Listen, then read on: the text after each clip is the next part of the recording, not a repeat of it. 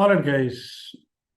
Now we are doing the third chapter, right, which is about your fiscal policy. Again, very important tool used by different governments, right? We have to understand the fiscal policy objectives in the first module, and then we have to understand the further different tools and the implementation framework, the steps for the fiscal policy implementation, right?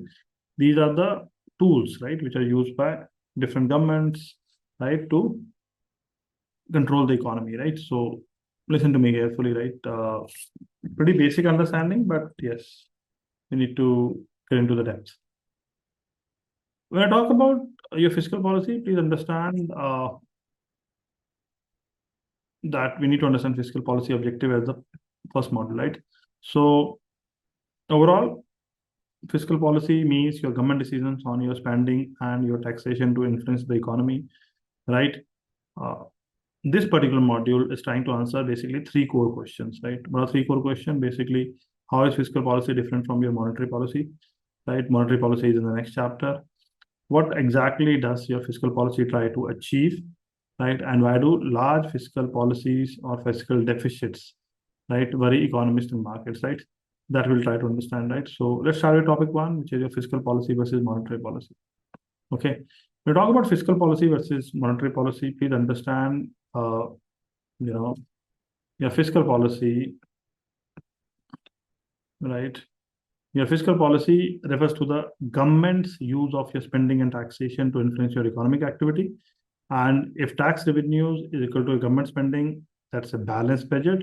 If tax revenue is greater than your spending, it's a budget surplus. If spending is greater than your tax revenue, it's a budget deficit. Now, budget surplus versus deficit, we need to understand in deeply. Surplus is government collects more than it spends, and deficit is government spends more than it collects. So when it spending more than it is collecting, then the option is to borrow, right? So the direction of change in the deficit matters more than the level, which is very, very important. That's why last time your budget came on India, the deficit was proposed to be 4.4. The budget, which is supposed to come in next few days in India, there, I think the new target will be around 4.2%, right? And there are effect of fiscal policy. Increasing deficit or reducing surplus leads to your expansionary policy, boosts your GDP and aggregate demand. Decreasing deficit or increasing surplus is contractionary, slows your GDP and aggregate demand. This holds regardless of whether it happens via taxes or spending, but things are required to be done because government wants to project itself as a superpower and they want to control the currencies and your trade and other things, right? So there are a lot of moving wheels here. It's not one thing, right? Okay, monetary policy, which we'll cover in the next chapter also. In monetary policy consists of your central bank action that influence your money supply, your credit conditions, your interest rates. The goal is to influence your economic activity and inflation. And when we look at your expansionary stances, monetary policy stance, which means easy and accommodative. So it increases your money, your credit supply, lowers your interest rate. And contractionary is opposite, which is tightening or restricting, reducing your money and credit supply, raises the interest rate. If you look at the policy goals, which is the common ground, both fiscal and monetary policy aim to maintain your stable prices, support your economic growth. There is the extra role of fiscal policy, which is that income and wealth distribution, or in fact, redistribution via taxes, via transfer, via subsidies. Overall, please understand, fiscal policy is done by your government, monetary policy is done by your central bank. Fiscal policy has distributional effects. Monetary policy generally does not have that. Okay. All right. Again, a lot of theory, but try to understand.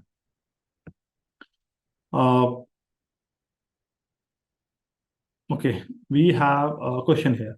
A contractionary fiscal policy, right? A contractionary fiscal policy will always involve which are the following. See, contractionary fiscal policy, right? So, if you fall in budget deficit or rise in the surplus, right? So, what happens in that case, right? If if government is focusing on contraction in the budget, right? Fall in the budget deficit. right? Or rise in the surplus, right? Then what is the action? Or it is a balanced budget. So it can't be a balanced budget because we are looking at contractionary things, so it can't be a balanced budget. If it is reduction in government spending, then what? See, when the government is spending is reduced, right? So what is happening in that case, right? If spending is reduced, it means whatever government has, right? Whatever the government has, that is more, na? So the surplus is more, right? So surplus is more, right? Is it uh, contractionary policy, right? Let's look back at our notes. It will give you clear idea, right? So if we look at thing, right? So if your reduction in government spending, right? So spending is going down, revenues is higher, right? So that is a surplus thing, right? Now the question comes is that if you have surplus, right? Does that mean it is contractionary or does that mean it is uh, expansionary, right? So ultimately, if your deficit, right? If I put it in words, right, in very simple words, if I put it, right? So basically, if your tax revenue is greater than your spending, it's a surplus. If your spending is greater than your tax revenue, it's a deficit, right? So if there is a fall or let's say C option, fall in the budget deficit, right? So if the budget deficit is decreasing, right? It's a decreasing kind of thing. Means you are earlier spending was way higher than your total revenue. Now spending is less. So government is spending less, right? So if government is spending less, then what, right? So overall, please understand if government is spending less, right? So what does it means? It's a contraction, right? It's a contraction we have. So if we go to the options, right? See, option C is the answer, right? So option C is the answer because government is spending less. So it is kind of your contraction, right? So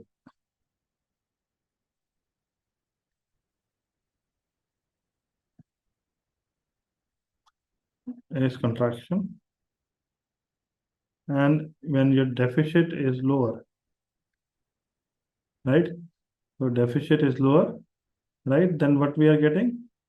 It is uh, contraction, right? Deficit goes lower, it's a contraction, reduces your money and credit supply, reduces your interest rate, right? It's a contractionary thing, right? Reduction in government spending, right? That is okay, but again, we are not so clear, right? This is very close. I'm not saying this is not close to the third option, but third is giving you more idea, right?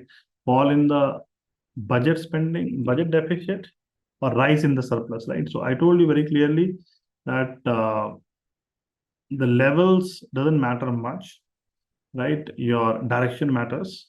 So whenever we look at relatively, right? So when the deficit, right, means the difference between spending and your reserves is going down, that is deficit, and government spending is less, it's a contraction, right? So tricky, but try to understand. Fine.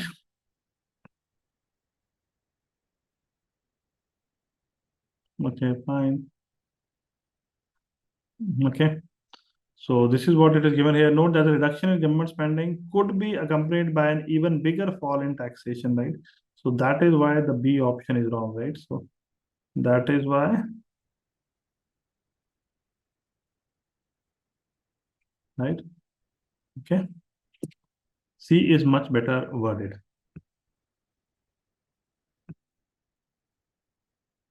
Fine. Now we are going into the second part, which is the role and your objective of your fiscal policy.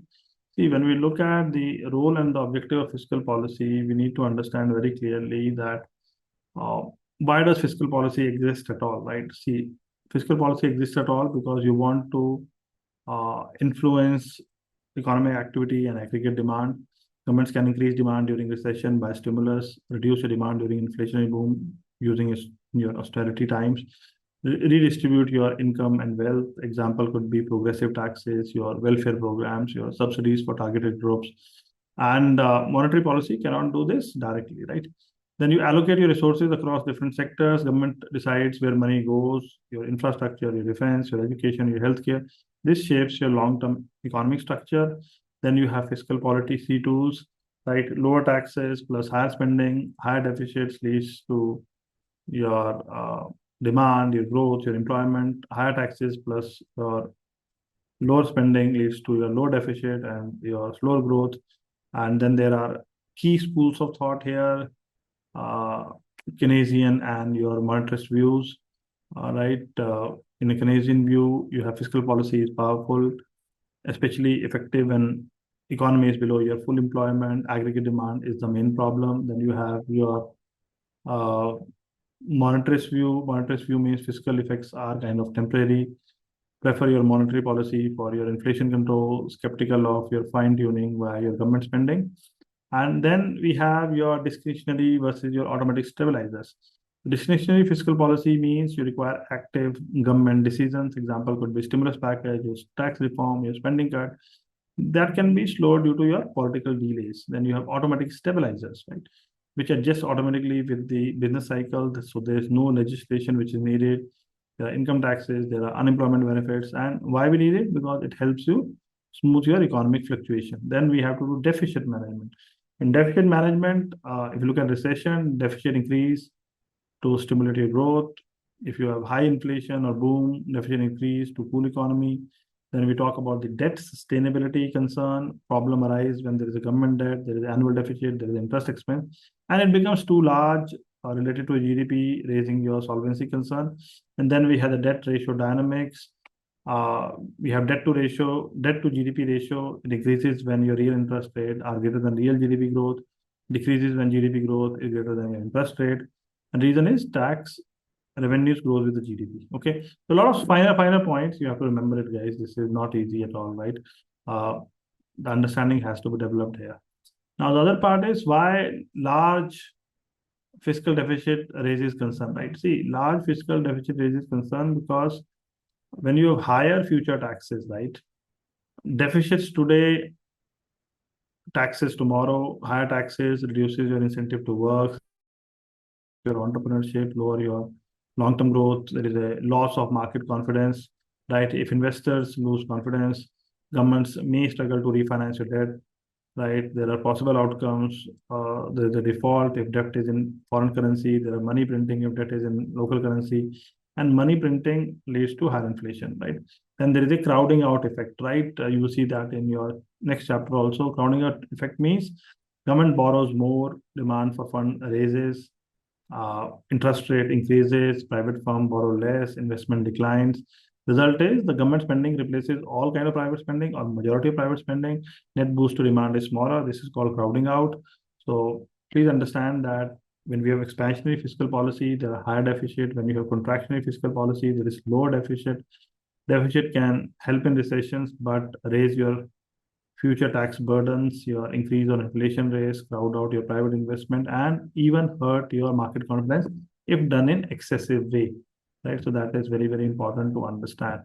Okay. Then we have your practice question. When you look at this, crowding out refers to very simple, right? Very, very simple. Uh, it is rise in government borrowing that reduces the ability of the private sector to access investment funds. So answer is C. It's not a fall in interest rate that reduce private investment. It is not rise in private investment at all, right? So overall, we need to understand that government has a large fiscal deficit. To finance it, government borrows heavily. This raises your demand for loanable funds, interest rate rises. Private firms find borrowing more expensive or unavailable, and private investment kind of fails. So government spending replaces your private investment. This is crowding out. And if you look at option A and B, which I told you, a fall in interest rate usually increases when increases private investment, not reduces it. And when you look at option B, a rise in private investment does not define crowding out. Crowding out is about your government borrowing displacing your private borrowing, and government borrowing reduces your private investment. So that's the crowding out, right? That we need to understand. Okay.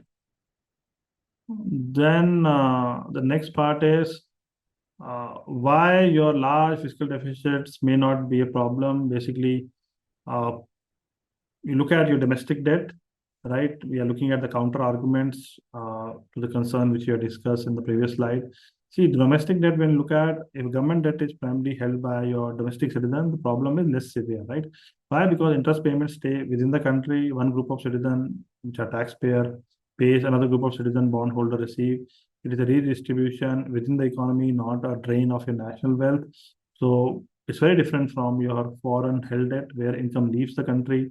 Domestic held debt, income stays inside it. And when you look at your productive capital, please understand deficits are less problematic if borrowing finances your productive investments such as your infrastructure, your education, your technology, your public capital. Why? Because productive investment raises your future GDP. Higher GDP has higher tax revenues. Future revenues can repay the debt. Deficit today can pay for themselves tomorrow. So borrowing for consumption is risky. Borrowing for growth enhancing capital is defensible, right? Then we talk about the tax reform. See, we are giving the counter argument to what we studied earlier. Tax reform, when we talk about large deficit, can force governments to reform inefficient tax system. You can have broadening tax bases, which is doing on India, is going on in India, reducing evasion, again going on in India, improving compliance, making taxation more growth friendly. Deficit acts as a discipline mechanism, right? So again, this is not a guaranteed method. It's a potential benefit, not a certainty. Then we have Ricardian equivalence. What is it? Basically, fiscal deficit do not aggregate or do not affect aggregate demand if households are fully forward-looking. What it means is that people expect higher future taxes, so they increase current saving, they reduce current consumption. This offset your government deficit spending. So net effect on aggregate demand in that case is zero, right? So it's a very counterintuitive point that you're, again, you are assuming here rational investor, you're assuming here perfect capital market, you're assuming long planning horizon. In practice, these assumptions often do not kind of hold. Therefore, uh, in CFA syllabus, Ricardian equivalence is more of a theoretical concept, not a dominant concept, right? And when you look at the below full employment, please understand most important argument here is that if the economy is operating below capacity, has unused labor and capital, then government borrowing does not crowd out private investment because private sector demand for fund is weak anyway. Result is that deficit kind of increases your GDP, raises your employment, improve your utilization of idle resources. This is the your Keynesian justification for deficit spending during recession. So crowding out is unlikely when the economy is below full employment, right? Remember that. Overall, if you look at the bigger picture, large fiscal deficit may not be a problem when you have debt which is domestically held. Borrowing finances uh, is done for the productive capital. Deficit triggers a tax reform. Ricardian equivalence offset demand effects, which is theoretical nature, and economy operates below their full employment, right? So fiscal deficits are dangerous in your boom periods, but can be beneficial or neutral during a recession if used wisely, right? So that's the whole logic here. Okay. Very interesting point, very, very interesting point to understand. Again, points and then counterpoints to understand. Okay. All right. That completes our module one. Now we are module two. Module two, we're talking about your fiscal policies, tools, and implementation. There are 11 subtopics here. What are we trying to answer here? We're trying to answer how exactly does the government implement your fiscal policy and how effective are the tools, right? So fiscal policy tools are split into your two broad categories. One is your spending tools, one is your revenue tools. Everything else in this module builds on that kind of split. We have spending tools where we are talking about your fiscal policy, use your government spending directly to influence the economy. Then we have, if you go ahead right now, we talk about your, what you say, types of spending tools, right? So we have transfer payments, right? When we go to types of spending tools, we have your transfer payments, which means definition wise that payments made by the government without receiving goods or services in return. So you have examples such as unemployment benefit, your social security, your welfare payments, right? So important point to understand here is that these are not included in your GDP calculations because GDP counts production, not your redistribution. Transfer payments only shift your purchasing power. Then there is an economic role also. You redistribute your income, you stabilize your consumption during your downturns, you act as your automatic stabilizer. Then there is current spending, right? Current spending, basically government's routine, the ongoing purchase of goods and services, uh, examples are salaries of government employees, your defense spending, your office surplus, your public administration cost. You look at the GDP treatment here, it is included in GDP. That is very important to understand here because they involve current production. Then there is a, what you say, if you look at the economic role here, directly increases your aggregate demand, right? So please understand that. Not written here, but I'm telling you, right? When you look at the economic role, I told you, right, it is direct increases the aggregate demand, right? Then look at the capital spending, government investment in the long-term asset. Example could be roads, your schools, your hospitals, your infrastructure. Why it matters? Because it boosts your future productivity capacity, right? It raises your long-term economic growth, often financed by your deficit. The current spending leads to your short-term demand. Your capital spending leads to your long-term supply plus growth.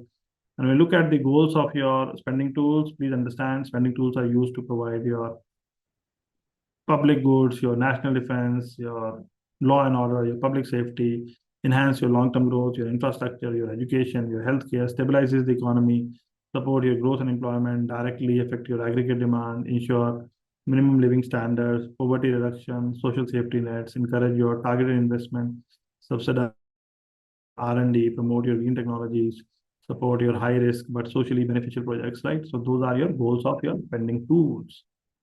Okay. Then we go into the next part, right? Next is revenue tools, right? When you talk about revenue tools, again, what is the key idea here? The key idea here is that revenue tools influence the economy by changing your taxes, right? Now, when you talk about the categorization here, you have direct taxes, taxes levied on your income or wealth. Example could be income tax, or corporate tax, or capital gain tax, or estate tax, or wealth tax. They are often progressive in nature. Higher income has higher tax rate. Primary purpose is to revenue generation, income redistribution. Then we have the indirect tax, which are like VAT, GST, etc.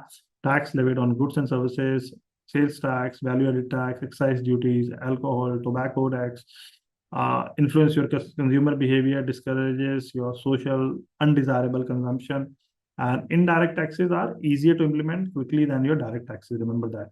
Then we have the desirable tax policy attribute. When you talk about desirable tax policy attribute, please understand a good tax system should satisfy four criteria, which is your simplicity, efficiency, fairness, and sufficiency.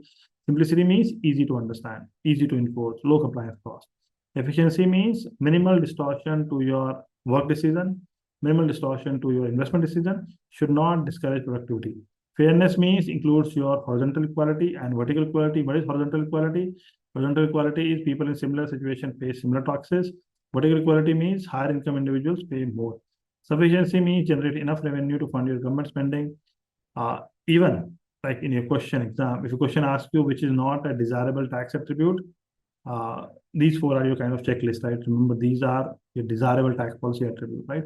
That you have to understand simplicity, efficiency, fairness, and sufficiency. Okay. All right. Now, the rest all topics are built on these topics, right? So now we'll talk about the advantages and disadvantages of fiscal policy tools. Again, very simple. Advantages are that there is a quick implementation of indirect taxes. You have excise and sale taxes can be adjusted rapidly, useful for your social objectives. You reduced smoking recently. Tax have been put on cigarettes, etc. in India, right? Raising your revenue quickly, low additional administrative costs, existing tax system can be leveraged, government revenues increase efficiently. Disadvantages are that there are time delays in your direct taxes and transfer.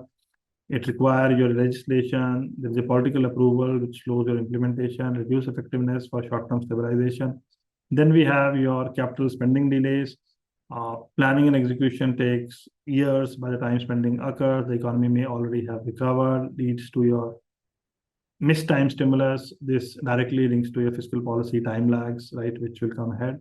So we need to understand, right, the advantage and disadvantages. Okay. Then we go into your effectiveness of your fiscal policy tool. When you talk about the effectiveness of fiscal policy tools, please understand this topic explains why some tools work better than others, right? We have announcement effects, right? Announcement effects is economic agents react before your policy is implemented. So announcement of future tax increase, household cut spending right now. The result is that expectations change current behavior. Fiscal policy affects aggregate demand even without execution. And there is a relative tool effectiveness also. What does it mean? That direct government spending is most effective at increasing your aggregate demand, which we'll see in the next chapter also, monetary policy. And why tax cuts are weaker? Because recipients may save part of the tax cut, pay down their debt. Not all of it becomes consumption. So spending leads to guaranteed aggregate demand increase. Tax cuts is uncertain aggregate demand increase, right? So that's what we need to figure out, right? And then you look at the income-based impact. Tax cut for low-income groups are more effective, higher marginal propensity to consume, which is called MPC. They spend a larger fraction of your income. So targeted tax cut is greater than a broad tax cut for stimulus, which we'll see in the next chapter as well, right? Then we have something called your fiscal multiplier, right? So when you talk about the fiscal multiplier, basically this is one of the most testable concept in the exam, guys. Very, very important. I'm making a star mark.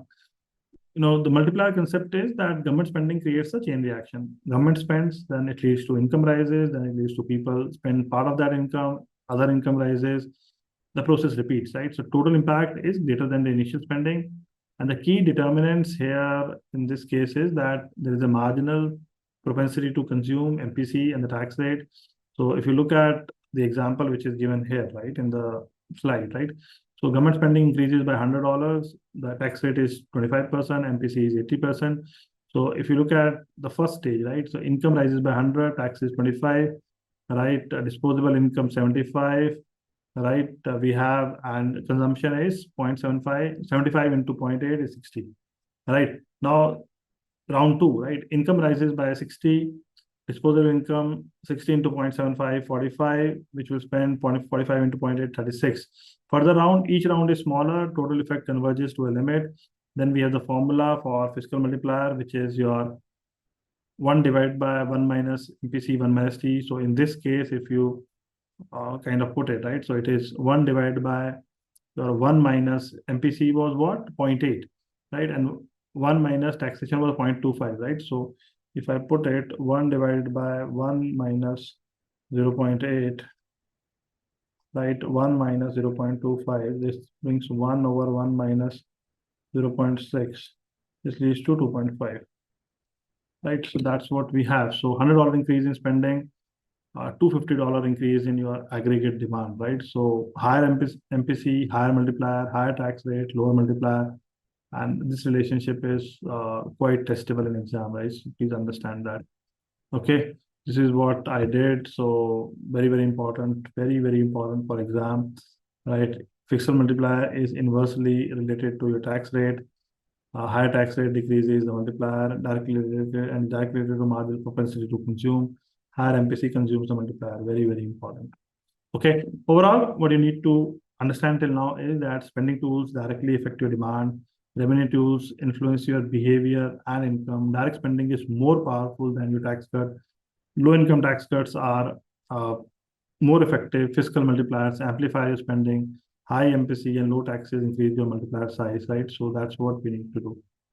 Okay. All right.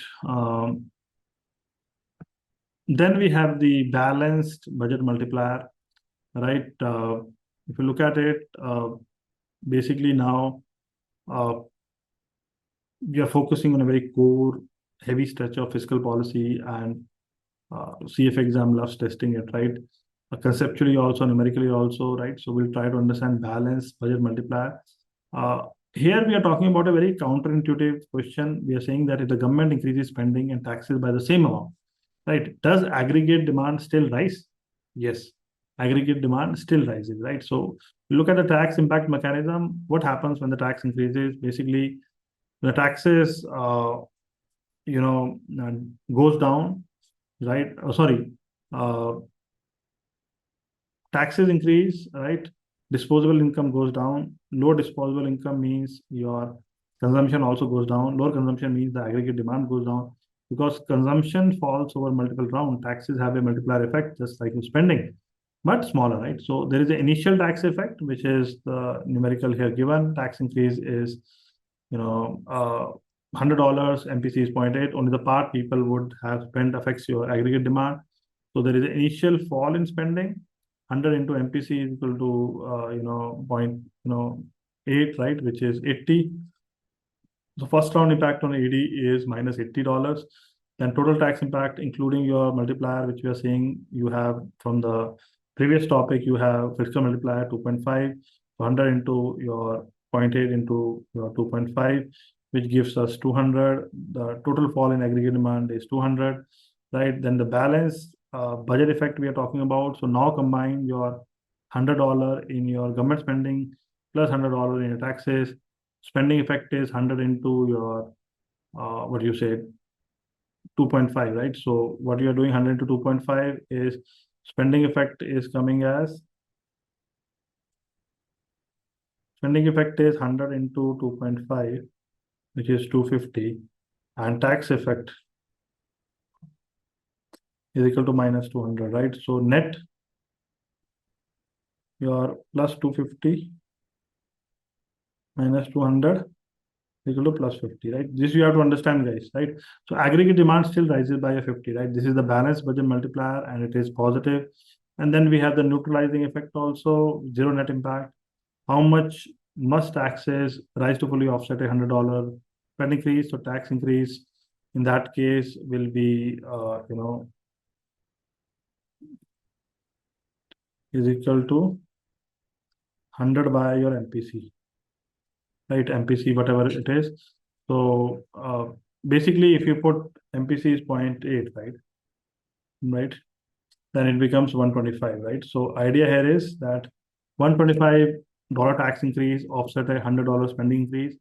So balance budget multiplier should be greater than zero. Spending has a stronger effect than your taxes, and equal increase in your what do you say taxes, right? And your when you increase your taxes and your income, right?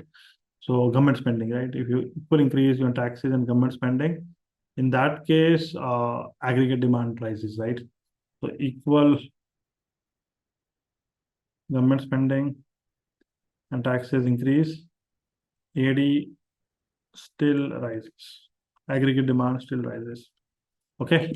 Very interesting topic. Very, very interesting. Very testable also, right? So please understand this concept well. Okay, fine. Then we go to the Ricardian equivalence, right? Basically, we're talking here is that do fiscal deficit actually stimulate demand if people are forward looking? So what we are saying is that there's a future tax implication. Government deficits today is a debt that must be repaid, which affects the future taxes.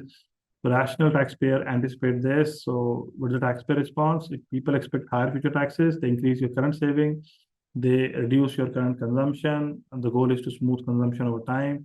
The Ricardian equivalence here is that Ricardian equivalence hold if taxpayers save exactly enough to pay your future taxes. So saving it fully offsets your government deficit spending. So there is no net change in your aggregate demand, right? And when Ricardian equivalence kind of fails, right, it fails if people kind of underestimate your future taxes, high liquidity constraints, are short-sighted, do not behave perfectly rationally. In that case, government spending and tax cuts do boost your AD, right? So that is what we need to understand, that there is a condition for non-equivalence also. Please remember this. This is also tested in exam a lot, right? And then we have theoretical uncertainty. Economists disagree on whether it holds in practice or not. CFA treats it as very theoretical, not a dominant point. So please understand that Ricardian equivalence is equal to your neutral fiscal policy, requires strong assumptions, treated as theoretical concept, often mentioned as a limitation, not reality, right? So keep that in mind. Okay. Then we have the practice question now, guys. Which of the following statement is most accurate? Now we are looking for most accurate statement. Ricardian equivalence refers to individuals having no idea of future tax liability. No, it is not like this, right? So Ricardian equivalence assumes people do understand future taxes. Option A says they have no idea, so that is incorrect. When you look at option B, governments do not allow political pressures to influence fiscal policy, but do allow voters to affect monetary policy. No, fiscal policy is influenced by political pressure. Monetary policy is usually more insulated, not less, right? So this is also gone. This is also gone. C looks more likely. In the C option, if you read, if there is high unemployment in an economy, then easy monetary and fiscal policy should lead to an expansion in aggregate demand. Makes sense because high unemployment means idle resources. Expansionary fiscal plus expansionary monetary policy increases your consumption, increases your, uh, investment, and the aggregate demand rises, right? So there is an increase in aggregate demand. Okay, C is the answer. Tricky question, you have to understand and solve. Then we have your discretionary fiscal policy, right? The idea here is that discretionary fiscal policy is your deliberate government action, not automatic. So if you look at the purpose and design, it is used when your economy is below your full employment. Goal is to stabilize your aggregate demand. There is a recessionary policy action during recession. Increase government spending happens, decrease of taxes, effects are more disposable income, higher consumption and investment, aggregate demand increases. There is the inflationary policy action during booms, right? In your economic expansion during your boom, your reduced government spending, increased taxes, effects is that there is a lower consumption and investment, your aggregate demand kind of decreases, inflation pressure kind of eases. Then if you look at the policy uncertainty, economic forecasts can be wrong here. Policies may be mistimed or miscalibrated. And you look at the implementation challenges, there are political delays, there are administrative delays, there are time lags, right? So that happens, right? So overall, we need to understand that discretionary does not equal to your automatic stabilizers. Your it's a powerful tool, right? But risky if you get it mistimed, right? So that we need to understand. Okay, so risky if in time, right? Then we have the next part, which is the time lag, which we got introduced in the last slide, fiscal policy time lags. Basically, we're talking about backfiring of fiscal policy, right? So there are three types of lag: recognition lag, action lag, impact lag, right? So recognition lag means that time to identify recession, time to identify inflation, data arrives with delay, revised frequently, so we have to be careful. Action lag means time to debate, time to approve, time to pass legislation. Fiscal policy is politically slow. Then there's the impact lag, time between policy enactment and actual effect. People and firms adjust slowly, multipliers take time. And why lags are kind of dangerous? Because, for example, let's say stimulus passed during recession, economy recovers on its own. Stimulus hits your during economy, result in overheating or inflation, right? So time lags can make your fiscal policy very counterproductive. So monetary policy generally has shorter action lags, so that we have to understand, right? So overall, the point here is that balanced budget can stimulate your aggregate demand. Spending is more important than taxes in impact.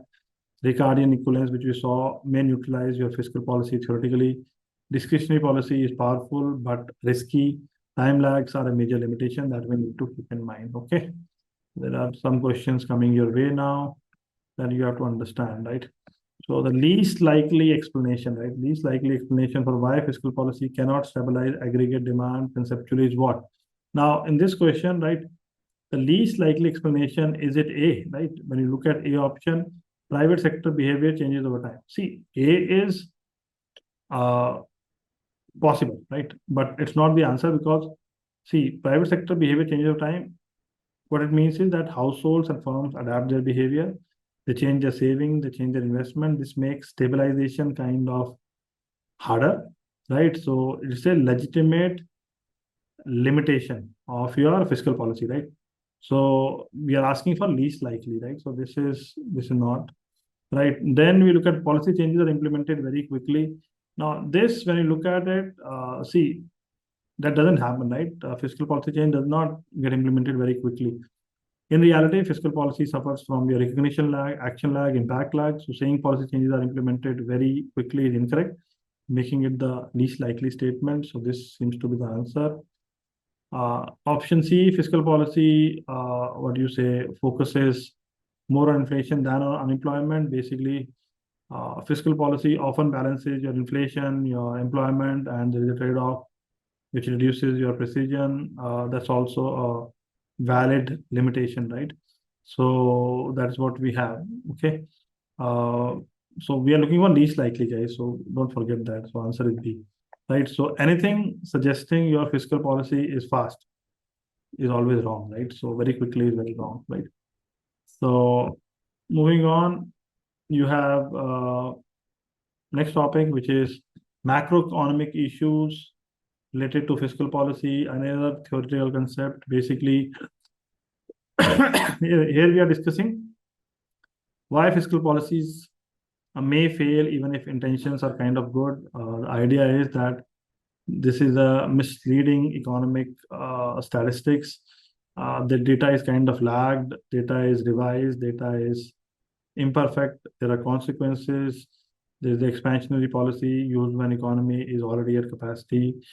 Output cannot increase, price kind of rise. It results in your higher inflation, your no growth, and there is a crowding out effect also. The government borrows more, the interest rate rises, private investment becomes kind of unviable, uh, private investment kind of fails. So government spending replaces your private investment and net aggregate demand is reduced. There is supply shortage also. If slowdown is due to supply constraint, not your demand.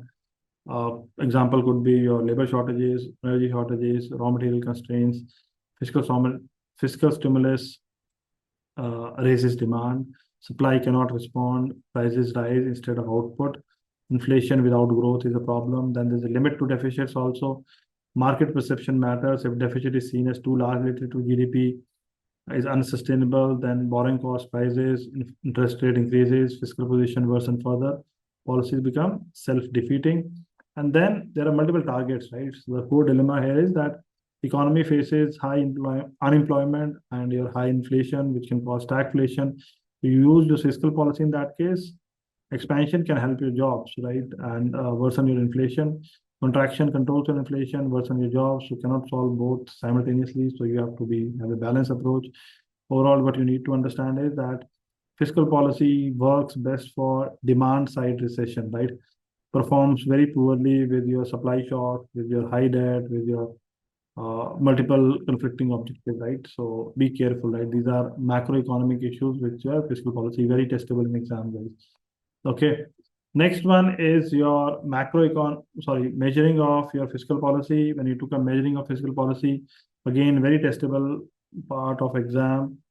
Uh, we look at the budget surplus and the deficit indicators. Basically, I told you, right? Direction matters, not level. Surplus going up, deficit going down, contractionary. Surplus going down, deficit going up, expansionary.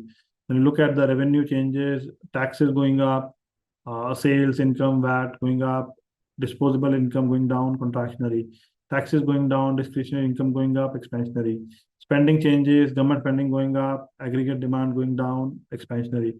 Government spending going down, contractionary. Right? Deficit interpretation, right? Observed deficit is not equal to policy intention. So why recession automatically reduces your tax revenue, increases your transfer payments. The deficit widens even without your policy change. So that we need to understand. And then there is a structural, cyclically adjusted budget deficit. So what it means is that deficit that would exist at full employment under your current policies, right? Why it matters? Because it removes the effect of the business cycle, reflects your true fiscal stance, right? And then there is a policy versus automatic response. Structural deficit allows us to separate your deliberate policy from your automatic stabilizer, right? So it's the best indicator of your fiscal policy direction, right? So always prefer your structural, your cyclically adjusted deficit over your headline deficit, right? That is very, very important. Again, very testable in exam. Tricky questions come from here. Please understand. Okay. Let's move to a question, guys. Which statement regarding fiscal policy is most accurate, right? When you talk about most accurate, again, you read the statement. Cyclically adjusted budget deficits are appropriate indicator of fiscal policy. Just discuss, right? Yes, true. Right. Cyclically adjusted deficits strip out your income cycle effect or economic cycle effect, reflect your policy intent, best measure of your fiscal stance. To raise business capital spending, personal income tax should be reduced. Right. See, uh, business investment depends more on your corporate taxes, your interest rate, not your personal income taxes, right? So it doesn't matter, right? Personal income tax cuts mainly affect your consumption. To increase in the budget surplus is associated with expansionary fiscal policy. Again, increase in surplus means less government spending, right? Your more taxes. So increase in surplus happens when it is contractionary, right? Not the expansionary, right? So increase in budget surplus happens in not expansionary, right? It is contractionary, right? So A is the answer, right? Overall, we need to understand that structural deficit is the intent of the policy. Headline deficit is most likely about the economic condition. We have to strip out that.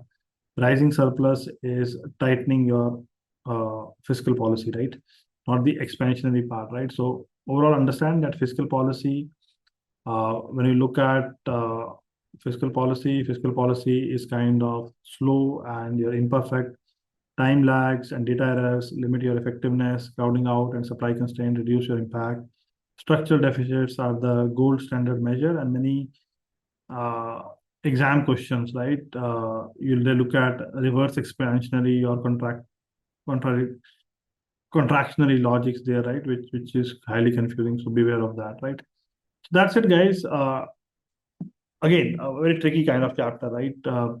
If see, if you have studied economics before, then it's not that difficult. But if you're studying economics for the first time and you don't follow such things, right? It's not easy to grasp, right?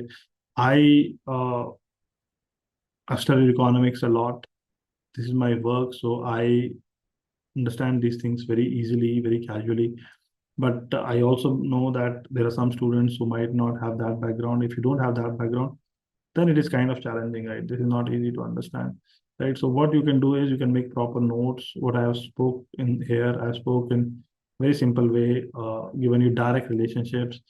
You can pause and note down if something is not given in notes and you are listening to me, right? So make notes, understand, uh, draw relationships, have a very clear idea, right? How things work, right? I've already highlighted that measuring fiscal policy very, very important. The macroeconomic issue related to fiscal policy very important, right? When you go to fiscal policy timeline, recognition, action, backlog, very important.